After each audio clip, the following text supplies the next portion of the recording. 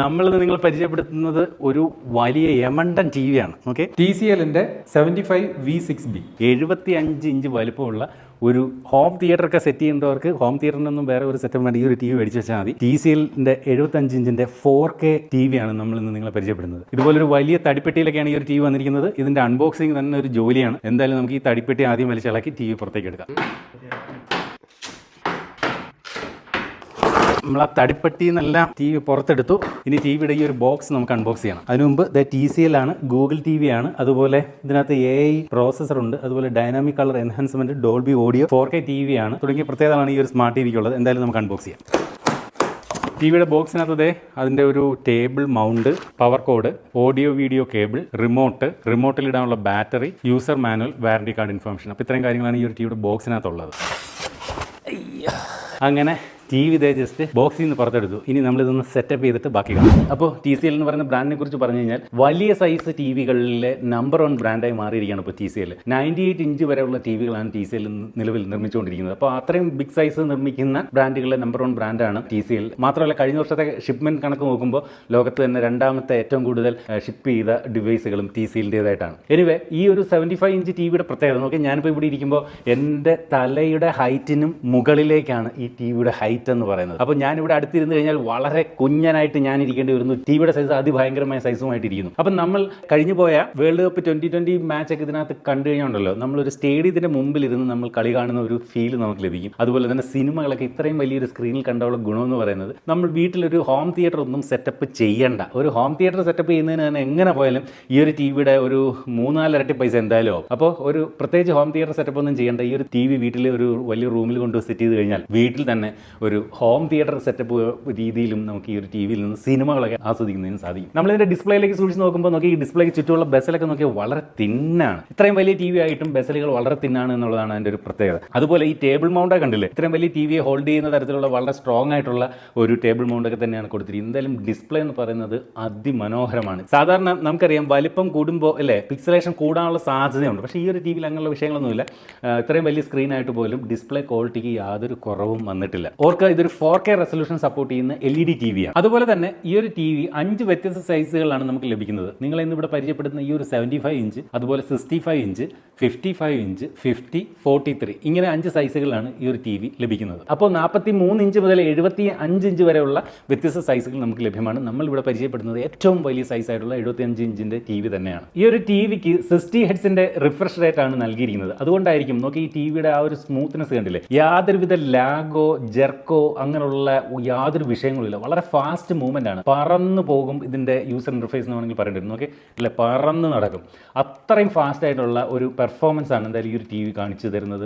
യാതൊരുവിധ ലാഗോ ഇഷ്യൂസ് ഒന്നും തന്നെ ഈ ഒരു ടി വിയിൽ നിന്നും വരുന്നില്ല. മാത്രമല്ല ഈ ഒരു ടി വിക്ക് HDR10 സപ്പോർട്ട് ഉണ്ട്. അപ്പം നമ്മൾ യൂട്യൂബിൽ നിന്നൊക്കെ HDR കണ്ടന്റുകൾ ഇതിനകത്ത് നല്ല രീതിയിൽ നമുക്ക് പ്ലേ ചെയ്യാൻ സാധിക്കും. അതുപോലെ തന്നെ ഐഫോണൊക്കെ യൂസ് ചെയ്യുന്ന ഒരു വീഡിയോ ഷൂട്ട് ചെയ്യുമ്പോൾ HDR വീഡിയോകൾ റെക്കോർഡ് ചെയ്യാൻ സാധിക്കും. അത്തരം വീഡിയോകളൊക്കെ വളരെ നല്ല രീതിയിൽ ഈ ഒരു ടി വിയിൽ HDR10 സപ്പോർട്ട് ഉള്ളതുകൊണ്ട് തന്നെ നമുക്ക് പ്ലേ ചെയ്യാൻ സാധിക്കും. കൂടാതെ ഈ ഒരു ടി വിക്കകത്ത് ഡൈനാമിക് കളർ എൻഹാൻസ്മെന്റ് എന്ന് പറയുന്ന ഒരു ഫീച്ചർ കൂടി കൊടുത്തിട്ടുണ്ട്. അതുകൊണ്ട് തന്നെയും കളർ കുറച്ചും കൂടി റിച്ച് ആയിട്ട് എൻഹാൻസ് ചെയ്തിട്ടാണ് ഈ ഒരു ടി വി നമ്മെ കാട്ടിത്തരുന്നത്. ചുരുക്കി പറഞ്ഞാൽ ഇത്തരത്തിലൊരു ഡൈനാമിക് കളർ എൻഹാൻസ്മെന്റ് ഉള്ളതുകൊണ്ട് തന്നെയും പിക്ചറുകൾ നല്ല ഹൈ ക്വാളിറ്റിയിൽ തന്നെ നമുക്ക് കാണാൻ സാധിക്കും. അതുപോലെ ഈ ഒരു ടി വിയിൽ AI PQ പ്രോസസ്സറാണ് നൽകിയിരിക്കുന്നത്. അവിടുത്തെ AI എന്നുള്ളത് ശ്രദ്ധിക്കുക, അതായത് ആർട്ടിഫിഷ്യൽ ഇന്റലിജൻസിന്റെ സഹായത്തോടു കൂടി പ്രവർത്തിക്കുന്ന പ്രോസസ്സറാണ് ഈ ഒരു ടി വിയിൽ നൽകിയിരിക്കുന്നത്. അത്തരത്തിലൊരു AI ബേസ്ഡ് കസ്റ്റമൈസ്ഡ് പ്രോസസർ കൊടുത്തിരിക്കുന്നത് കൊണ്ട് തന്നെയും ഈ ഒരു ടി വിയുടെ പിക്ചർ ക്വാളിറ്റി എൻഹാൻസ് ചെയ്ത് കാണിക്കും. മാത്രമല്ല ഒരു അതിമനോഹരമായിട്ടുള്ള ഒരു വ്യൂയിങ് എക്സ്പീരിയൻസ് നമുക്ക് ഈ ഒരു സ്മാർട്ട് ടിവിയിൽ നിന്ന് ലഭിക്കും. ഈ ഒരു AI സഹായത്തോടു കൂടി ടിവിയുടെ കോൺട്രാസ്റ്റ്, കളർ, ക്ലാരിറ്റി, അതുപോലെ മോഷൻ, HDR തുടങ്ങിയ കാര്യങ്ങളൊക്കെ കൂടുതൽ എൻഹാൻസ് ചെയ്യാൻ ഈ ഒരു AI PQ പ്രോസസർ ടി വിയിൽ സഹായിക്കും. അതുപോലെ ഈ ഒരു ടി വിയിൽ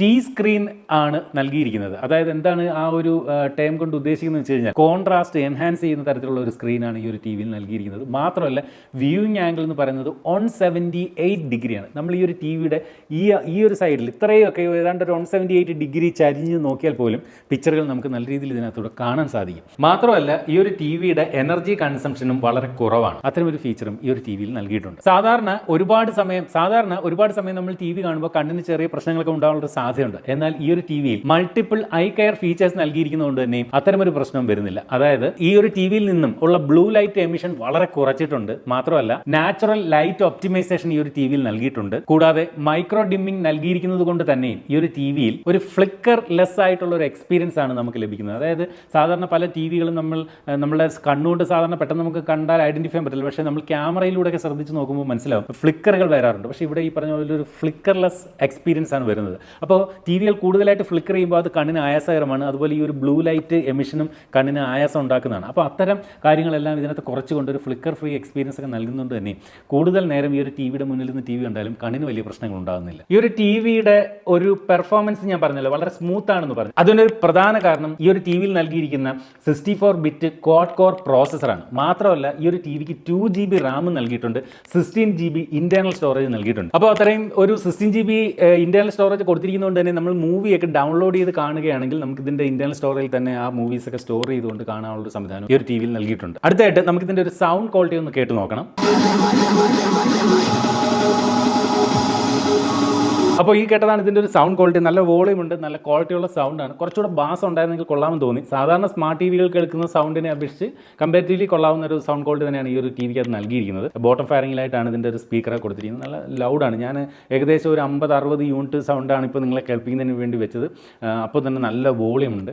ഈ പറയുന്ന ആ ഒരു വലിയ വലിപ്പത്തിന് ഒത്ത ഒരു സൗണ്ട് തന്നെയാണ് എന്തായാലും ഈ ഒരു ടി വി നൽകുന്നത്. മാത്രമല്ല മികച്ച സൗണ്ട് ക്വാളിറ്റി നൽകുന്നതിന് വേണ്ടി ഈ ഒരു ടി വിക്ക് അത് ഡോൾബി ഓഡിയോ സപ്പോർട്ടും നൽകിയിട്ടുണ്ട്. അതുപോലെ തന്നെ ഈ ഒരു ടി വിയിൽ ഉള്ള Android TV OS version ഇത്തരത്തിൽ ആൻഡ്രോയിഡ് 11 ആണ് നൽകിയിരിക്കുന്നത്. അതുപോലെ OTT ആപ്ലിക്കേഷനെ പറ്റി പറയുകയാണെങ്കിൽ ഇതിനകത്ത് ഈ പറഞ്ഞ പോലെ Netflix, YouTube, Disney Hotstar, Amazon Prime video, Sony Liv, C5 എന്ന് വേണ്ട ജിയോ സിനിമ തുടങ്ങി നിരവധി OTT ആപ്ലിക്കേഷൻസ് ഇതിനകത്ത് നമുക്ക് ഇൻസ്റ്റാൾ ചെയ്ത് യൂസ് ചെയ്യാൻ സാധിക്കും. അവയുടെ സബ്സ്ക്രിപ്ഷൻ ഉണ്ടെങ്കിൽ അതിൽ നിന്ന് മൂവീസ് ഒക്കെ നല്ല രീതിയിൽ നമുക്ക് വാച്ച് ചെയ്യാൻ സാധിക്കും ചെയ്യും. അപ്പോൾ ഈ ഒരു ലേറ്റസ്റ്റ് TV OSന്റെ ഒരു ഇന്റർഫേസിലേക്ക് വന്നു കഴിഞ്ഞാൽ താഴേക്ക് പോയി കഴിയുമ്പോൾ കണ്ടില്ല ഇതുപോലെ നിരവധി മൂവീസിൻ്റെയൊക്കെ ഒരു സജഷൻസ് നമുക്ക് ഇതുപോലെ ലഭിക്കുന്നുണ്ട്. കൊള്ളാം. ഈ ഒരു ടി വിയിൽ നിന്ന് മികച്ച സൗണ്ട് ക്വാളിറ്റി നൽകുന്നതിന് വേണ്ടി 30 വാട്ടിന്റെ ടോട്ടൽ സൗണ്ട് ഔട്ട്പുട്ടാണ് ഇതിനകത്ത് നൽകിയിരിക്കുന്നത്. അതായത് 15 വാട്ടിന്റെ വീതം 2 സ്പീക്കറുകളാണ് ഈ ഒരു ടി വിയിൽ നൽകിയിരിക്കുന്നത്.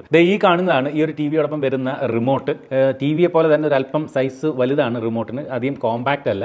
ഈ ഒരു ടി വിയുടെ റിമോട്ടിലേക്ക് നോക്കുമ്പോൾ നെറ്റ്ഫ്ലിക്സ്, പ്രൈം വീഡിയോ, അതുപോലെ സോണി ലീവ്, വെബ് ഓപ്പൺ ചെയ്യാനുള്ള ഓപ്ഷൻ, യൂട്യൂബ്, TCLൻ്റെതായിട്ടുള്ള ചാനൽ ഓപ്പൺ ചെയ്യുന്നതിനുള്ള ഡെഡിക്കേറ്റഡ് ബട്ടണുകൾ ഈ ഒരു ടി വിയുടെ റിമോട്ടിൽ തന്നെ കൊടുത്തിട്ടുണ്ട്. അതുപോലെ തന്നെ ഈ ഒരു ടി വിയുടെ റിമോട്ടിൽ മ്യൂട്ട് ബട്ടണും സെറ്റിംഗ്സ് എടുക്കാനുള്ള ഷോർട്ട് കട്ടും ഈ ഒരു ടി വി റിമോട്ടിൽ നൽകിയിട്ടുമുണ്ട്. വളരെ സ്ലീക്കാണ് ഈ ഒരു ടി വിയുടെ റിമോട്ട് എന്ന് വേണമെങ്കിൽ പറയേണ്ടി വരും. പക്ഷേ ലെങ്ത് ഉള്ള ഒരു റിമോട്ടാണ് നൽകിയിരിക്കുന്നത്. അതുപോലെ തന്നെ ഈ ഒരു ടിവിയുടെ റിമോട്ടിനകത്ത് ഗൂഗിൾ വോയിസ് അസിസ്റ്റന്റിന് വേണ്ടിയിട്ട് ഡെഡിക്കേറ്റഡ് ബട്ടൺ ഉണ്ട്. അത് ഇതുപോലെ പ്രസ് ചെയ്ത് പിടിച്ചുകൊണ്ട് വാട്സ്ആപ്പ് വെദർ റൈറ്റ് നൗ തുടങ്ങിയ ഗൂഗിളിനോട് ചോദിച്ച് മനസ്സിലാക്കാൻ സാധിക്കുന്ന കാര്യങ്ങൾ നമുക്ക് ഈ ഒരു ടി വിയിൽ നിന്ന് ചോദിച്ച് മനസ്സിലാക്കാൻ സാധിക്കും. അതുപോലെ തന്നെ ഈ ഒരു ടി വിയുടെ സെറ്റിംഗ്സിലേക്ക് ചെന്ന് കഴിഞ്ഞാൽ നമുക്ക് ഇത്തരത്തിൽ ഇതിന്റെ പിക്ചർ നമുക്ക് എൻഹാൻസ് ചെയ്യാൻ സാധിക്കും. അതായത് ഇപ്പോൾ പിക്ചർ പ്രീസെറ്റുകൾ നൽകിയിട്ടുണ്ട്. ഇതിനകത്ത് ഇപ്പോൾ സ്റ്റാൻഡേർഡ് ആണ് ബൈ ഡിഫോൾട്ട് വരുന്നത്. സ്മാർട്ട് HDR വേണമെങ്കിൽ നമുക്ക് ഓൺ ചെയ്യാം. അതുപോലെ തന്നെ സ്പോർട്ട് മോഡ് ഉണ്ട്. നമ്മൾ സ്പോർട്സ് പ്രോഗ്രാമുകൾ കാണുകയാണെങ്കിൽ നമുക്ക് സ്പോർട്സ് മോഡ് ഇടാൻ സാധിക്കും. അത് ഇട്ട് കഴിഞ്ഞാൽ ഇപ്പോൾ ക്രിക്കറ്റുകളൊക്കെ കാണുമ്പോൾ കുറച്ചുകൂടെ ബെറ്റർ വ്യൂയിങ് എക്സ്പീരിയൻസ് കിട്ടും. അതിൽ മൂവി വാച്ച് ചെയ്യുമ്പോൾ മൂവി എന്ന് പറയുന്ന ഒരു മോഡ് തന്നെ ഇതിനകത്തുണ്ട്. അതുപോലെ ഗെയിമിങ്ങിന് വേണ്ടിയിട്ട് ഗെയിം മോഡ് പോലും ഈ ഒരു ടി വിക്ക് അത് നൽകിയിട്ടുണ്ട്. അപ്പോൾ നമുക്ക് ഗെയിമിംഗ് കൺസോളുകൾ PS5 പോലുള്ള ഗെയിമിംഗ് കൺസോളുകളൊക്കെ ഈ ഒരു ടി വിയിൽ കണക്ട് ചെയ്തുകൊണ്ട് ഈ ഒരു വലിയ സ്ക്രീനിൻ്റെ മുന്നിൽ ഇരുന്നുകൊണ്ട് ഗെയിം കളിക്കാനും ആസ്വദിക്കാനും ഒക്കെ സാധിക്കും എന്നുള്ളതും പ്രത്യേകതയാണ്. പിന്നെ നമുക്ക് ഈ ഒരു ടി വിയുടെ ബ്രൈറ്റ്നസ്, അതുപോലെ കളർ സാച്ചുറേഷൻ തുടങ്ങിയ കാര്യങ്ങളൊക്കെ നമുക്ക് കസ്റ്റമൈസ് ചെയ്യാനും ഈ ഒരു ടി വിയിൽ സാധ്യമാണ്. ഈ ഒരു ടി വി എന്ന് പറയുന്നത് വളരെ അഫോർഡബിൾ ആയിട്ടുള്ള മികച്ച പ്രൈസിംഗിലാണ് TCL തയ്യാറാക്കിയിരിക്കുന്നത്. എന്ത് തന്നെയായാലും ഈ ഒരു ടി വിയുടെ പ്രൈസിങ്ങും അതുപോലെ ഈ ഒരു ടി വിയുടെ കൂടുതൽ ഡീറ്റെയിൽസും ഒക്കെ അറിയുന്നതിന് വേണ്ടിയിട്ടുള്ള ലിങ്ക് ഞാൻ ഈ ഒരു വീഡിയോയുടെ താഴെ ഡിസ്ക്രിപ്ഷൻ ഏരിയയിൽ വെച്ചിട്ടുണ്ട്. അതിൽ ക്ലിക്ക് ചെയ്തുകൊണ്ട് നിങ്ങൾക്ക് ടി വിയെക്കുറിച്ച് കൂടുതൽ അറിയുകയും വേണമെങ്കിൽ പർച്ചേസ് ചെയ്യാനും സാധിക്കും.